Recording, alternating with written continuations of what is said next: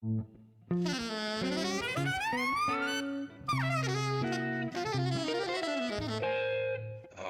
Jazz.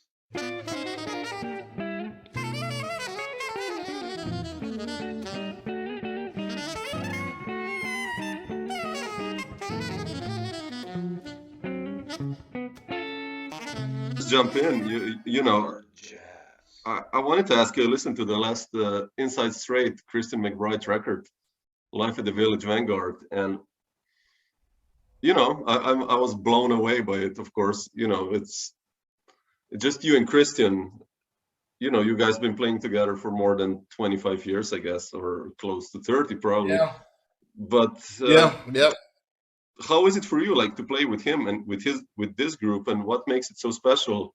This connection with him. I know I have him on testimonial. He's there, and you know, you played with so many others. But like, what's the connection there? It's special for many reasons. You know, of course, McBride is like this big star, but I've known him since he was 15, and he's always been like a little brother to me. You know, he's an only child. I'm the youngest child, so of course he never had a big brother. I never had a little brother. So, but for me, it's just very special, personally. But musically, man, he and we just musically agree on everything. You know, I always tell people when I'm doing clinics about the importance of the relationship between the bass and the drums. And I've recorded, I don't know, 200 and something records, and he's probably on about 25% of them. Yeah. I've recorded with him more than any other bass player, you know? And then, of course, this band is very special because it's really like a family. Yeah. You know, I mean, we it's so rare that you know, nowadays, of course, there's so much stuff going on, and it's rare that you have the same guys together for a long time. Exactly. And this band has been together for over 10 years, and even if we don't play together for several months because everybody's got so much stuff going on, when we hit the bandstand for the first night, it's like a reunion, you know? And we just have so much fun and love and respect for each other on the bandstand and off the bandstand. You know, I told McBride once, the band that I've been very fortunate and blessed to have been part of a lot of great bands, but and I could never just pick one favorite. Sure. But the one that was really dear to me was playing with Freddie Hubbard, and Jackie McLean, that was great. George Coleman and Terrence Blanchard and Donald Harrison, all of that's great. But with Freddie, I think that will always be dear to my heart because that was really the first big gig that I had, like, on a consistent basis. Yeah. And then with McBride and Inside Straight, it feels like that. Although it's very different because with Freddie, guys were coming in and out of the band all the time. You know, it was always changing. And this is the longest I've been in one band for, you know, with the same guys ever. But I say it reminds me a little bit of playing with Freddie because that level of energy. You know, when I played with Freddie, I never got a chance to see Coltrane. Of course, I got a chance to see Elvin and hang with Elvin and Art Blakey many times. But that level of energy where it's just, it's just intense from the very first note. Yeah. You know, and this is what it's like with Inside Straight, man. Music is very serious for us, but we also like to have a lot of fun. But you know, when you come, you better bring your A game because everybody's gonna be serious. You exactly. know? Yeah. And then relationships, of course, outside of McBride. You know, Steve Wilson and I, we go way back. Peter Martin, of course, we go way back. And Warren is kind of the baby in the band, right? Yeah. And he's really like our little brother, right? We all joke that he could beat us all up because he's got all these muscles and stuff. But he's really like our little brother, you know? Yeah. And I think that's one of the things that really makes it feel like a band, how we kind of look after each other, you know? And you know, and in the best way. I mean, because if I'll tell you, if for some reason one of us did something stupid like, got in trouble with our wives or whatever, did something dumb with our kids. No, everybody in the band would be like, no, man, you know, better straighten up because that's not cool. I mean, we just, we have that kind of relationship, That's beautiful. Yeah. Especially if you're on the road for a longer time and you get to play and, sure. Yeah, absolutely. Yep. When was the first time you played with Christian? You remember the first gig or rehearsal? Well, I'll tell you the first time. So I met him when he was 15. Yeah. And it was in Philadelphia, his hometown, and I was playing there with Terrence Blanchard and Donald Harrison. And Reginald Veal was our bass player, and we didn't have a bass. So we get to the club, and somebody said, well, look, there's a young kid in town. Let me call his mother, because he's 15. He can't drive, so maybe she can bring him. So they called McBride's mother and said, look, we need a bass. It was a club called Painted Bride. Oh, no, it was called... It wasn't the Painted Bride. It was another club. I forgot the name of it. But they said, can you bring Christian down so we can use his bass? So, yeah. And then shortly after that, McBride and I, we would talk. And when he was about 17 is when we really started talking a lot, right? And he would skip school to do stuff. And I'd be on the phone, man, you better stop skipping school and blah, blah, blah, right? And then he moved to New York to go to Juilliard. And I just remember, because I met he and his mom at the same time, I just remember telling his mom I would look after him, right?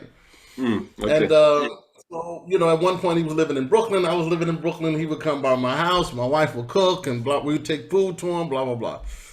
So I remember he said to me, he said, man, my dream is to play with Freddie. I said, yeah, okay, all right. And he kept saying it. So I was like the musical director with Freddie. So I remember telling Freddie once, I said, listen, man, I got this young bass player, man. I want him to play with us. He said, well, what's his name? I said, Christian McBride. He said, I never heard of him. He said, where's he from? I said, Philly. He said, well, hold on. He's from Philly and I never heard of him. How old is he? I said, he's 17. He said, stop.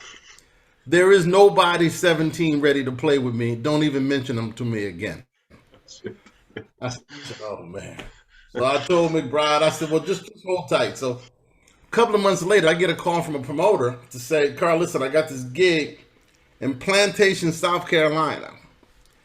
And it's a group called, they just put this group together. They call it the Cool Jazz Festival All-Stars with Lonnie Liston Smith, Noel Pointer, Gene Carn, and Freddie. And they said, we need you to get a bass player. I said, oh. So I called McBride. I said, hey, man, listen, I got this gig with Freddie. I need to see if you can do it. He said, yeah, I can do it. I said, I didn't tell you when it is. He said, don't matter. I can do it. So he said he could do it before I even gave him the date or details or anything. So I got him on the gig. A couple of months later, we go down. Freddie would always have a piano in his dressing room. And I took McBride to Freddie's dressing room. I said, Hub, I said, this is that bass player I was telling you about, Christian McBride. He says, this is the one at 17 you told me about? I said, yeah. He was like, yeah, okay. So he said, Mr. Hubbard, I've been waiting to play with you since 4th grade. He said, 4th grade? He said, how old were you? He said, 8. He said, 8? I know all your music, Mr. Hubbard. He just sat at the piano and started playing Freddie's tunes. Jump Spring, one of a...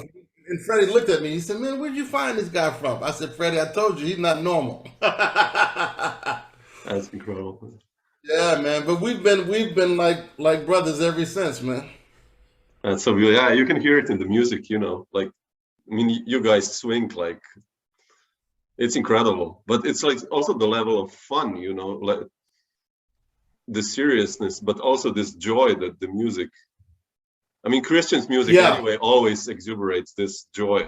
That's the feeling I get when I saw him live. Also, it's just like this energy. Well, but a lot of that permeates from him, man. I mean, he brings that kind of energy, man. I mean, like when he walks into a room, the vibe of the room changes. I've seen it 1,000 times, man. Yeah, exactly. And he's the same. It doesn't matter if he's around Herbie Hancock or. We did something a couple of months ago at the Kennedy Center with this orchestra and Cab Mo and Diane Reeves. He's the same with everybody, man. And everybody loves him and he hugs everybody and just treats everybody with respect. and it just changed. It sets a tone for an atmosphere of love and support. So when we play, it's always about that. It's not about ego. It's not about impressing anybody. It's just music and love is first. Yeah, yeah. That's the feeling I get also. Yeah, nice to hear that Yeah, actually from you. Yeah, but yeah. So we just have fun. yeah, that's important. I mean, one of the most important things when you play jazz and music, right? I guess. Yeah. Yeah, but The great Art Blakey used to always say that music is supposed to wash away the dust of everyday life. yeah, And so for us as musicians, yeah, I think we're called to do that. Now, I always tell young students, if you play and people come and hear you and their lives have not been touched, you've not done your job. yeah. So That's so important. Yeah, even if you put it on an album, not live jazz, even it's just yeah, yeah, yeah. yeah. But Carl, I wanted to ask you, like you mentioned, McBride was 15 when you met him.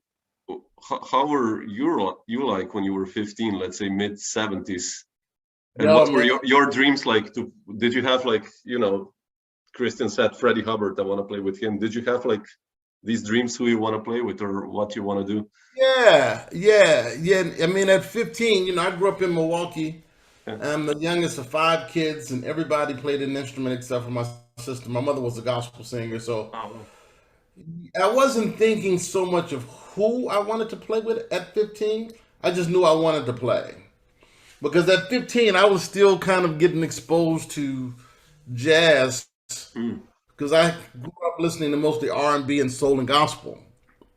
And so when I got to junior high school, I started checking out, groups like, I don't know, Herbie Hancock with Chameleon but coming out of the R&B and then a lot of the fusion stuff, right, was really how I got into it. And then later, I got into more of the straight ahead stuff. interesting. But I do Oh, interesting. remember very clearly at that time, this is before digital music. So, if you were checking out a record, you go to the record store and you go to a listening booth and, you just listen for weeks until you save the money to buy the record. And while you're listening, you're reading the liner notes, you're reading the personnel. So by the time you got that record home, maybe a month or so later, you know all of the people on the record and everything. So after a while, you started to remember these names. My first drum hero was Billy Cobham. Really? Oh, Yeah. wow. And and Billy and I are friends to this day, but I still tease him. I said, Billy, it's your fault that I use 3 snare drums now. Because when I saw him as a kid, he had 3 snare drums, and that just blew my mind. And growing up playing in drum and bugle corps and marching bands, I always loved the sound of snare drums. Yeah. And when I saw Billy play 3 snare drums, my head just like I thought I was going to explode. It was incredible. Wow, that's incredible. Yeah, I completely see. For me, it's the same process. You start reading the names and you remember Paul Chambers. Who is this guy? Like he keeps coming up. Or like Wynton Kelly. Okay, shit, I have to check this out. And like the drummers or whoever, guitarists, and it's like the same process. I love that. Yeah. Such a nice thing then. And you mentioned Freddie, and I wanted to ask you also about your coming to New York, let's say, or the scene in the beginning of the 1980s. If you remember, how was that like for you?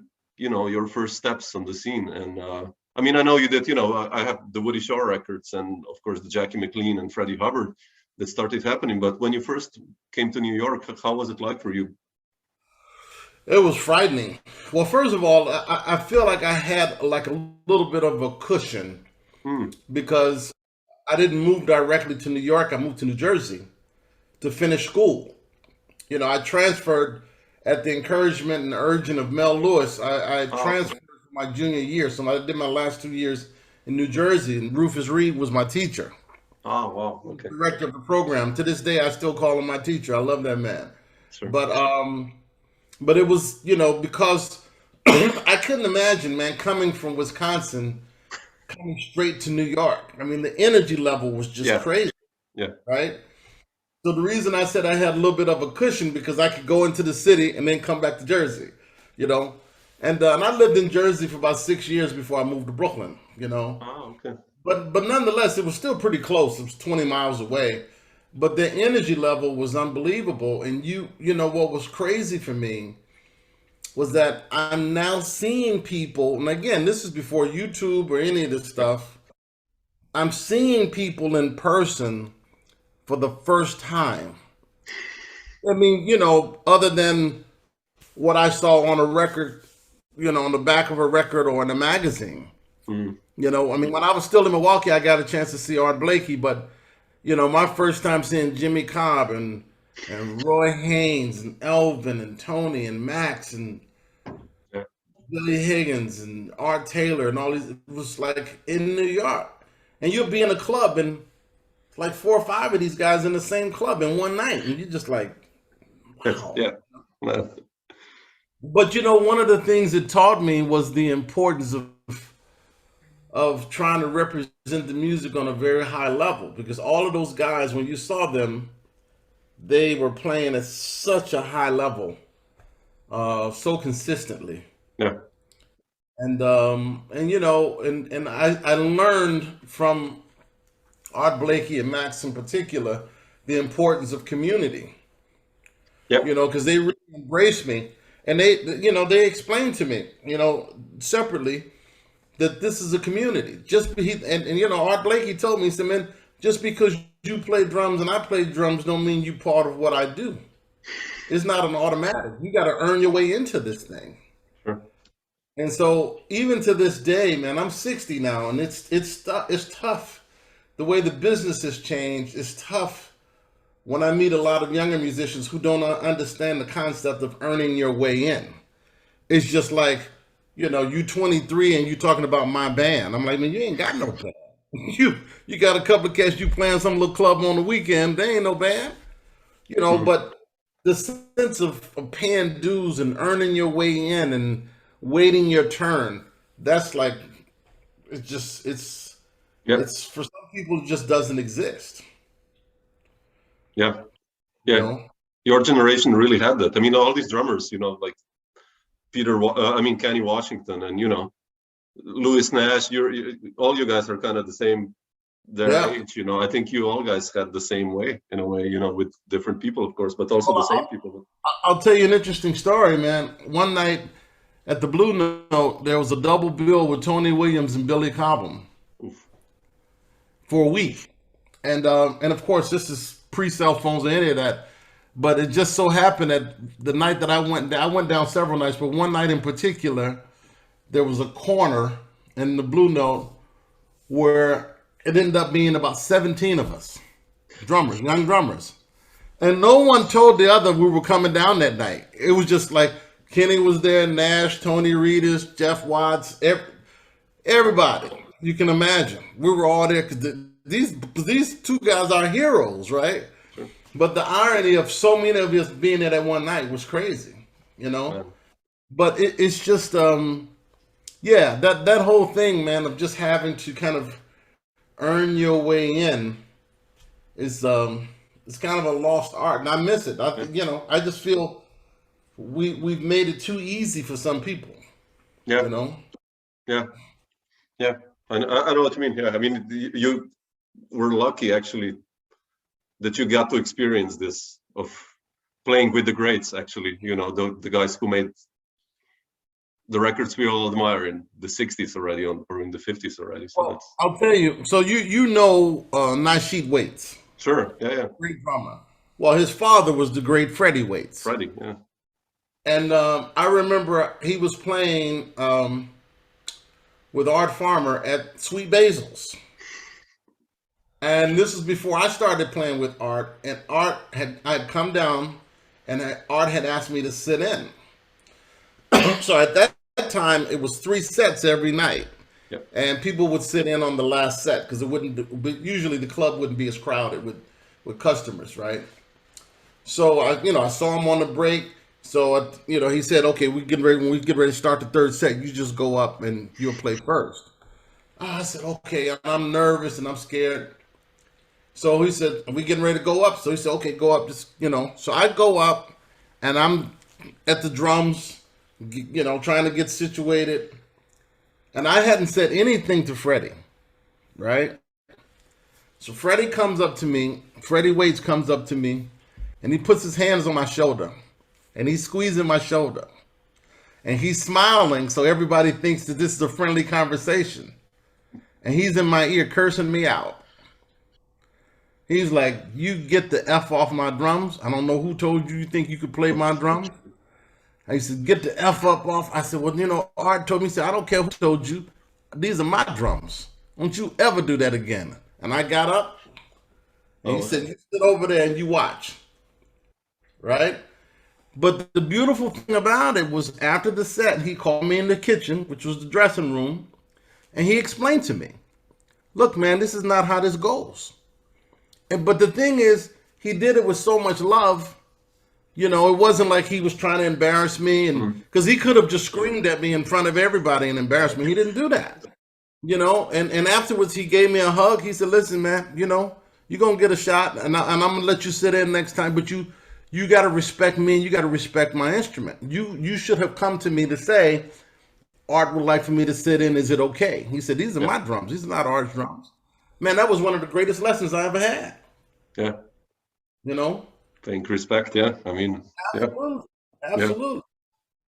Yeah. So, like, what were the first, if we mentioned Freddie before and talking about lessons, what were the most important lessons for you, like with Freddie?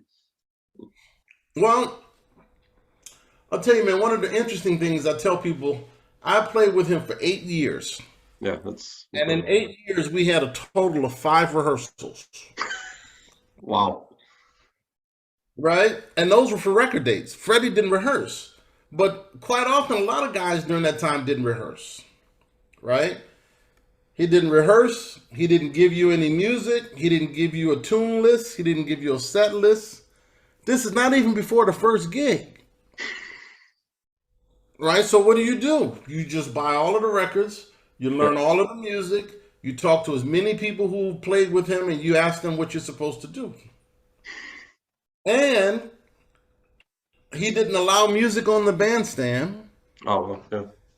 And if you play a tune with him one time, he would tell you, don't forget my music. Right? I mean, so that just doesn't happen anymore, right? And so, I'll never forget, there was a guy in the band, I won't mention his name, but, Freddie would, so at one point, Freddie had 2 bands. He had an East Coast band and a West Coast band. And he would play different music with the different bands, right? The West Coast band was playing more of the funk stuff, and the East Coast band was swing. But he would never remember which tunes he played with which band. Certain tunes like Little Sunflower or Red Clay, he would play with both bands because, they were popular tunes. Yeah. But he would play a tune. He might call a tune and may not call it again for another 2 years. He's not even thinking about it, right? So we were in Chicago once, and he said, he comes on the bandstand. He said, what y'all feel like? This is in front of the audience. We're like, I don't know. He said, Quasimodo. So saxophone player said, it was just the Jazz Showcase, which is inside of the Blackstone Hotel at the time. Saxophone player said, Freddie, I don't know if I remember that. It's been a while since we played that. So Freddie takes off his shades. He said, what, you don't remember it? Get off the stage, go up to your room, learn it, and don't come back until you have it. Oh, wow, man. So we play Quasimodo. So now we're at the end of the set. We're playing First Light. Freddie cuts the band off. He sees him on the side of the stage. He told him, said, get your so-and-so back up on stage. Quasimodo. He called the tune again.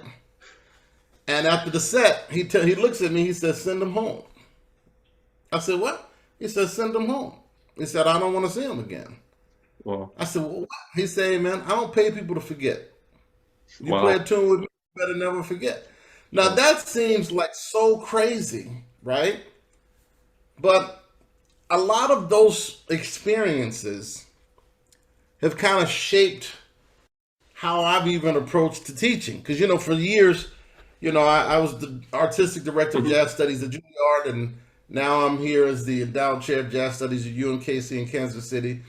When I was at Juilliard for small ensembles, there's no music allowed on the stage. Yeah. And I've had people come as guests, like Pat Metheny and others, and they're like, Carl, man, that's unbelievably impressive that these kids have to memorize this music. Pat hired one of our students after that, bass player Ben Williams. He's like, man. Really? Oh, man. Wow. Yeah. He's like, man, I'm impressed by that, because for him, it was about presentation, but but been a lot of people at that time, man. I played with George Coleman, Jackie. They weren't using music. You learn it and you go play. Yeah. We look at, like these black and white recordings from bands from 50s and 60s. There was no sheet music or music stands. They just played. Which is true. And nowadays it's like, everyone is reading, basically. Like we lazified our brains in a way, or absolutely. Yep. Yeah. How did you all first land the gig with Freddie? How did that happen? It was a crazy story. I had moved out to New Jersey in August of 1981 to go to school, and Freddie had a cover story in Downbeat, and I never really read Downbeat that much, but for some reason I read this article, and in the interview he said he was coming to New York soon and he was looking for a young drummer with fire. And I've always been kind of an introvert, so it was hard for me to just go and introduce myself to someone. So anyway, I went to the gig. It was at Fat Tuesdays, and I had the magazine in my hand. I introduced myself. I said, Mr. Hubbard, and my name is Carl Allen. I play drums. You said you're looking for a young drummer with fire, and I think I have fire. This was so out of character for me. Wow. He says, well, where do you live? I said, New Jersey. I said, I just moved down here for school. He says, well, you know my man Stanley? I'm like, Stanley who? Stanley Turrentine. You know Stanley Turrentine? I said, well, I know who he is, but I don't know him. He said, well, he lives in Jersey. Give me your number. I'm going to have him call you, and he'll tell me if you can play or not. I said, okay. I gave him my number. And so it's the beginning of the school year. So what do? You get your student loan money. I paid my tuition. I bought new drums, and I bought every Freddie Hubbard record I could find.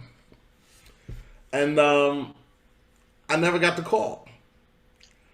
So the following summer, I'm back in Milwaukee, and I'm playing at a club inside of a hotel. And we're playing, and it was like a movie. I just happened to look up in the doorway, and Freddie Hubbard is standing there. I was like...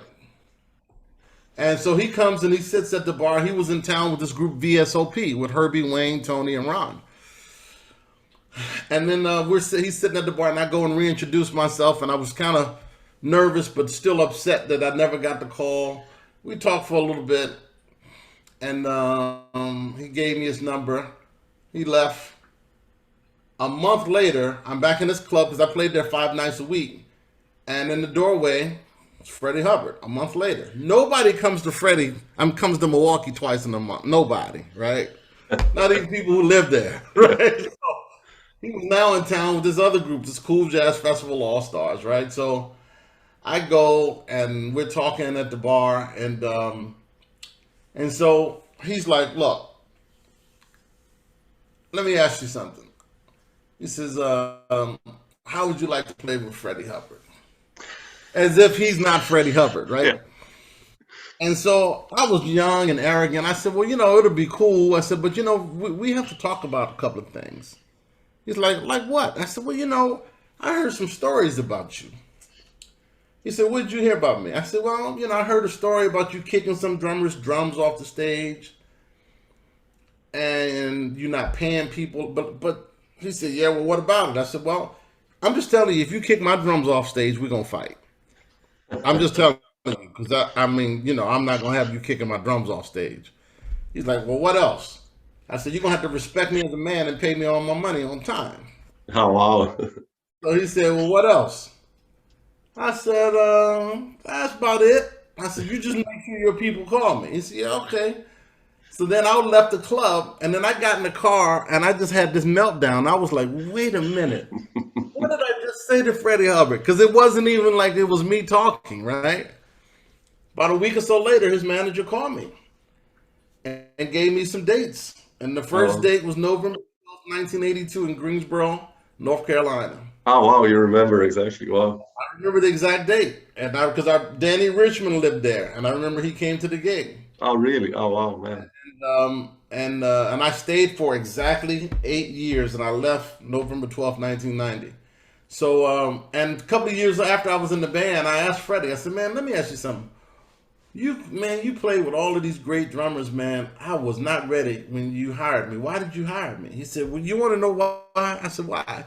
Remember that conversation we had in Milwaukee about, me respecting you and paying you your money and not? I said, yeah.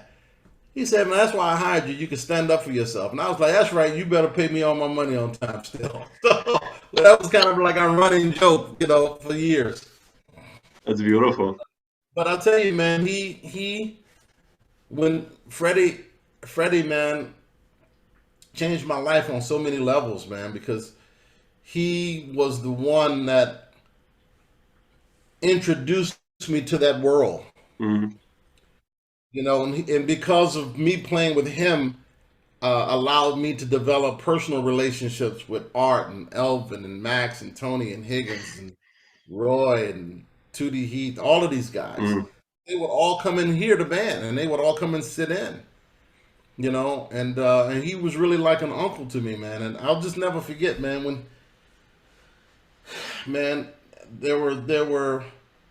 when he died, man, I cried. I don't know, probably just about as hard as I did when my mom passed. Mm.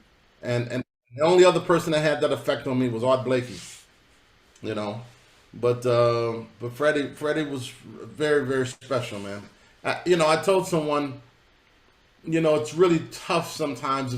I try not to think about it too much, but if I think about it, and I know you did a thing with Peter Bernstein, and you did some stuff with other people, and they probably can say the similar thing. But if I stop, and I try not to think about it because it can become a lot of different things from depressing to non-motivating. But at this point, like, I figure I'll never hear or play with a trumpet player better than any of the trumpet players I've ever played with. It'll never happen at this point, right? I'm convinced of that. I will never play with a trumpet player who's better than Freddie or Dizzy or Clark Terry or Donald Byrd or what. It's just not gonna happen, right? It's like, will I ever play with a saxophonist better than Jackie McLean or Benny Golson or George Coleman? You know what I mean? Yeah, but these are the guys who created this music, it's. And I don't want to say better in a sense, like, because it's not a competition, it's not like a sport, but I'm saying, one of the blessings that comes from being around people like that, they expose you to a level of what's possible, right? Yeah. So McBride and I talk about this sometimes. So when I joined Freddie was 44, and I'm 60, and I think about this sometimes. I said, man, I'm older now than Freddie was when I joined his band, and I'm still not playing at the level where he was when I joined the band. Okay. Right? So on some level, it's a little motivating to keep you practicing.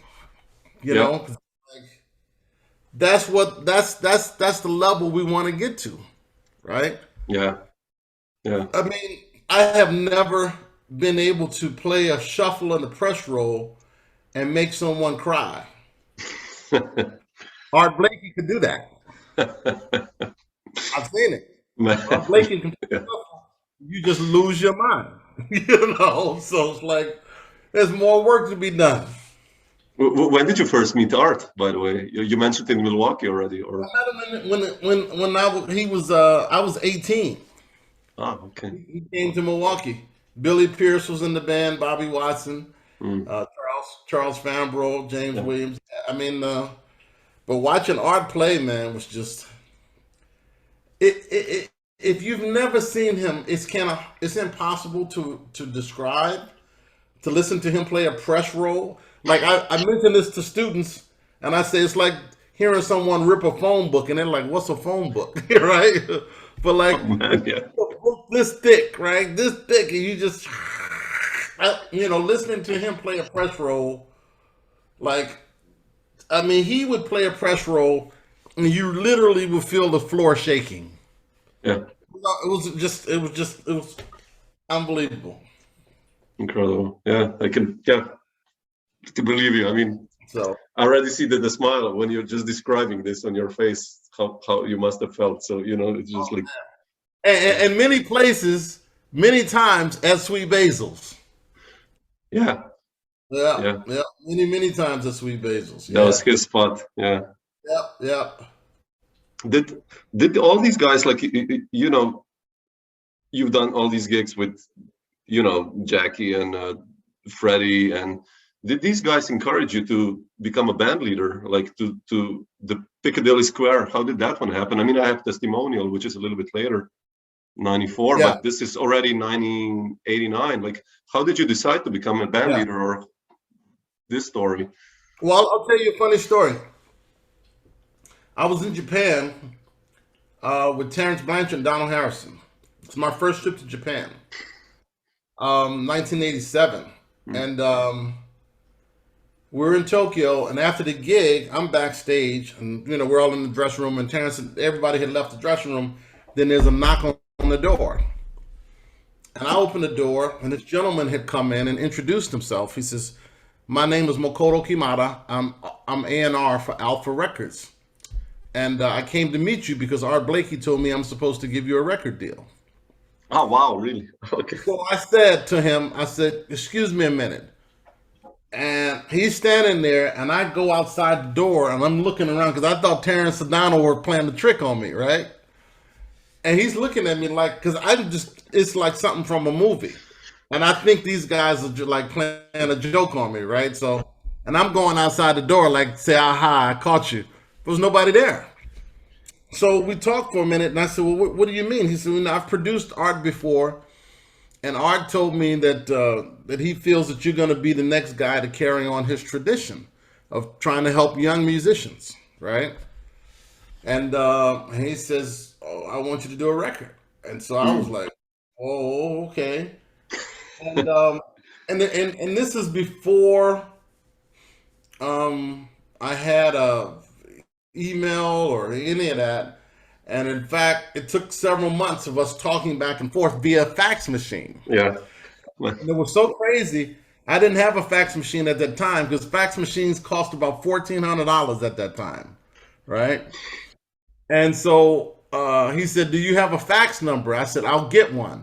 So there was a copy store in Brooklyn that had a fax machine, and it used to use this thermal paper. And whenever you get faxes in, it was crazy expensive, like $15 for the first page. Oh, man. $3 for each page, right? And so whenever I would get a fax, they would call me and say, "You have a fax here." And I would, and then I would go down and get the fax, and then I would type up a fax on the typewriter, right?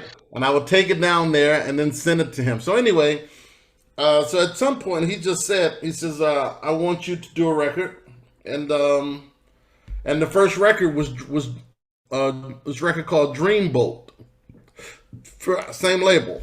And then the second record was Piccadilly Square. Now Piccadilly was second. Okay. Yeah. So both of them featured Roy Hargrove. And Exactly. Yeah. That was Roy's second recording. His first recording he ever did was actually with Bobby Watson. And Roy was just like 18. And I'll never forget when we did Piccadilly, I had Freddie on it. And at the same exactly. time, I produced a record for Freddie that same week called Topsy. And so since he was coming in to do Topsy, I had him play, on my record also.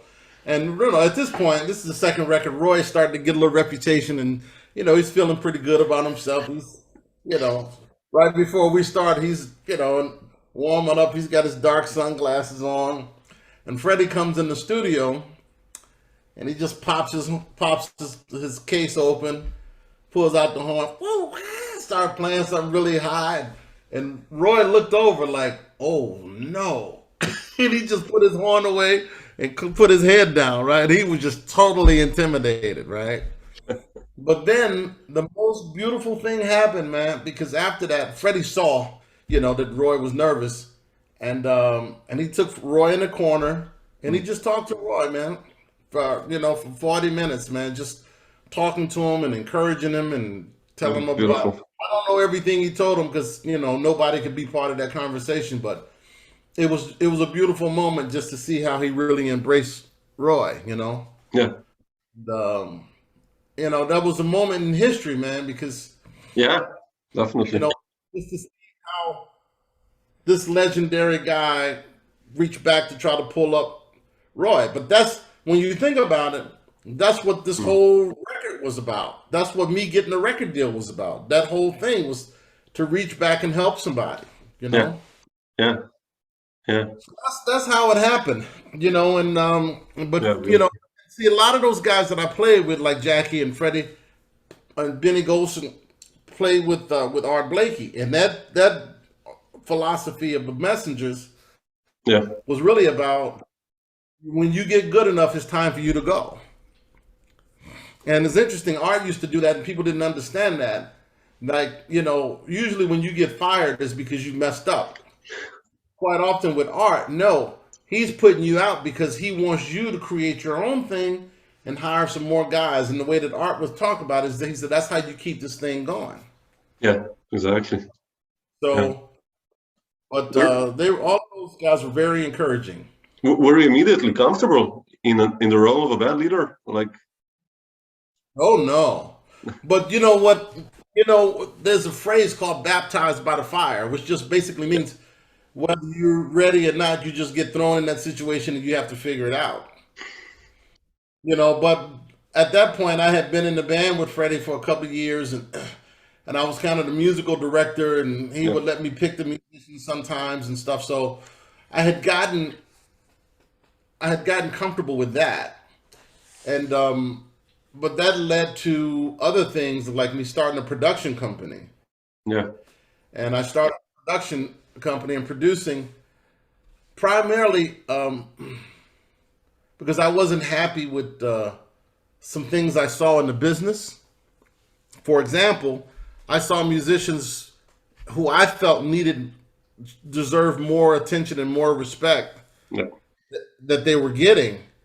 And so, when something happens and you don't like it, what are your choices, right?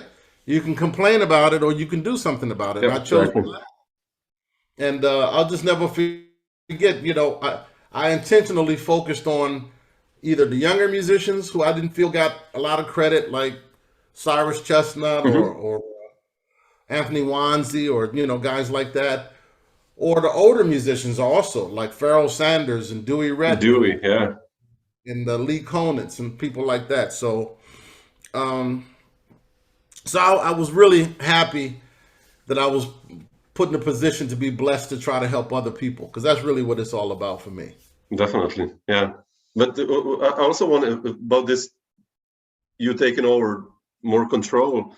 When did the composition aspect come into play for you? I mean, because you wrote some beautiful tunes, like Grahamstown, like the drums on that one, and the Relativity kind of Art Blakeish melodies. I mean, Pursuer, Hidden Agenda. You've written a lot of music through the years. Like, how did this story of you as a composer begin? Well, thank you. It was not something I purposely set out to do. I remember my brother, who's a trumpet player, Eddie Allen. Yeah, When I was asking him about writing, he said, the average person, when they first start writing, everything you write is going to sound horrible.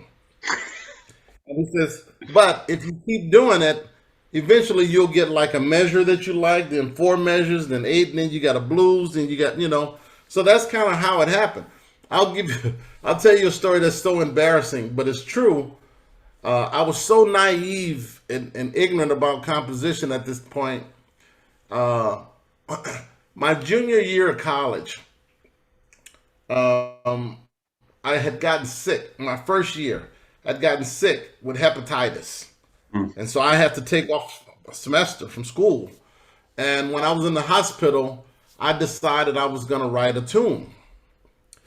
And I started writing some tunes that one was called "Gone Fishing," and which I've never been fishing before. Whatever, but I had this idea that I took "Up Jump Spring," Freddie's tune. This is before I was playing with Freddie, and I said, you know what I'm gonna do?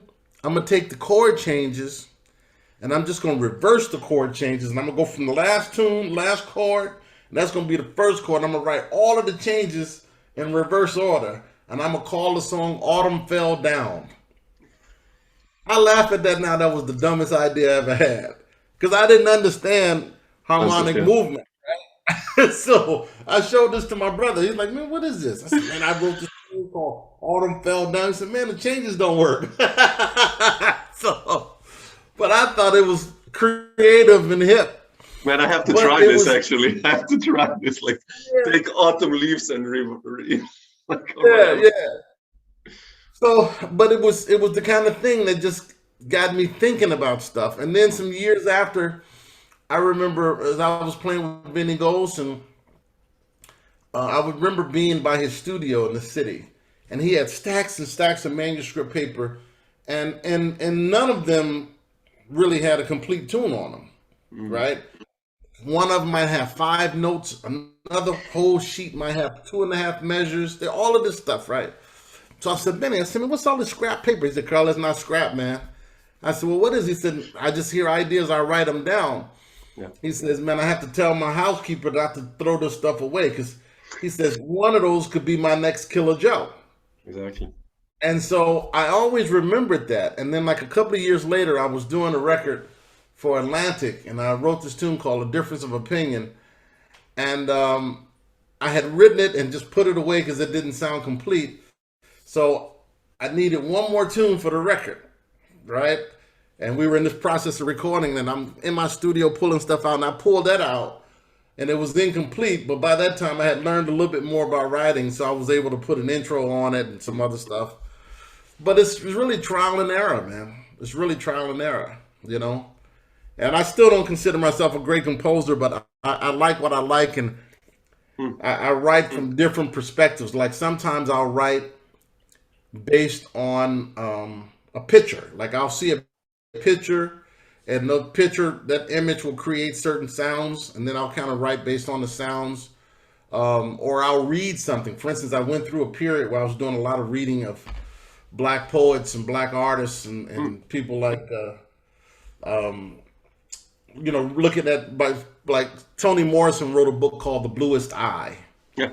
And the main character in the book, her name was Piccola. And I just remember from reading that, I would have these sounds, and I just wrote a tune based on that, you know. So it comes from different things. And then I had to get to a point to understand that not everything had to be complicated. That took a long time. Yeah. You know, someone said, look, the most common jazz tune, a standard, has 2 notes in it, C jam blue, you know? So that took a long time to understand that not everything has to be complicated. But you love the melody, right? I mean, like Giving Thanks, like that's one of the most beautiful melodies. It's quite simple in a way, but it's so beautiful. So I think melody, then you figure it's important, right? It's really important. Yeah. I thank you for that. But melodies are really, really important. And the other thing I would do sometimes was I would come up with a title, like with Giving Thanks. I had that title, and I have a list. I just keep a list in my phone and in a notebook of just tune titles. Yeah, that's good too. Sometimes if I'm writing, I'll look at a title and it'll create a sound, or I'll, you know, sometimes it goes the opposite direction too sometimes. So yeah. Are you still writing some new stuff now, or like thinking about the record, you as a leader? Yeah, I'm writing stuff. And the thing is, it's crazy because, you know, I've gotten to a point to where I'm just trying to ask myself, how do you find the balance between being honest with what you hear and trying to push yourself? Yeah. Like, for instance, I'll hear other people's music and I love the way it sounds. And I said, man, I can never write like that. It just doesn't sound natural in terms of how I hear and write. But I love the way it sounds, right? And then I say, well, man, maybe I should just learn how to write like that, you know? but I try not to force it and be natural. I just want the process to be natural. So it just depends, you know. For instance, you mentioned Steve Wilson. He's got a tune that I love playing. It's called the Epicurean. And in their section, it's like a section. There's a vamp section. It's do dee dee dee do dee dee do, and it's these cluster chords. And I've taken that and used it on other tunes before, you know. But you know, that's just how it happens sometimes. Yeah, you know? Sure. Yeah, that's beautiful. Yeah, So, we're looking forward to a new one. So when it comes out, but Carl, not so that you don't miss the football game. I just wanted to ask you about Dewey. You know, like African Venus. I love that record, and you know how you approach turnaround and all those. That music is so beautiful there. And how was it like for you playing with Dewey? I mean, he's one of the most underrated sax players ever, of course. Yeah, it was great. And you know, the other thing that was beautiful, I believe that was the first time that he and Josh had recorded together. Yeah. And but Dewey was a beautiful, beautiful guy, and it was really interesting because he didn't know me, and he was a little standoffish, like he didn't really trust me at first. You know, he was, you know, it's like, why would somebody I don't know call to offer me a record deal, right? And but there were a couple of guys around that same time. I did the same thing with like Farrell and like I said, Conants. And I'll never forget, one of the things that continued to encourage me to do that was Farrell told me once, he said, Carl, I appreciate you calling me for this, and I'm looking forward to it. He says, well, what made you call me? And I talked to him about it. He says, man, I'll never record for a major label again. And I'm like, why? He said, I don't trust them. And that started a conversation with he and Dewey and some other guys of that generation just to see how they saw the scene compared to a younger guy at that time like me, who just always thought that a major label deal was what every jazz musician wanted. And then you talk to older guys who've been jaded, and they were like, "No, I never want that," you know. Yeah. But going back to your point, working with Dewey was great. I mean, he was just, I had never worked with anyone who was just that natural and raw about the process. Yeah, can you imagine? Yeah. You know. Yeah. But, and Anthony Cox on that. I mean, you nailed that one as a rhythm section. Oh man, thank you. Yeah. Anthony, also one of those guys who's. I'll tell you mentioned Anthony. You know, guys don't talk about him much anymore. You know, shortly after that, or a couple years after that, he moved to Minneapolis. Yeah. I haven't seen him in years, but he was a great bass player. He was doing a lot of great stuff in New York. Man, the Dark Metals, that record. Yeah, I love that. That's still one of my favorite records. I mean, it's so, the energy is so raw. I mean, absolutely. Yeah. Cool, Carl. Thanks so much. I will not take more of your time. So just so happy that you shared some of these stories and that we got thank you so much for reaching out. I appreciate the opportunity. Thank you.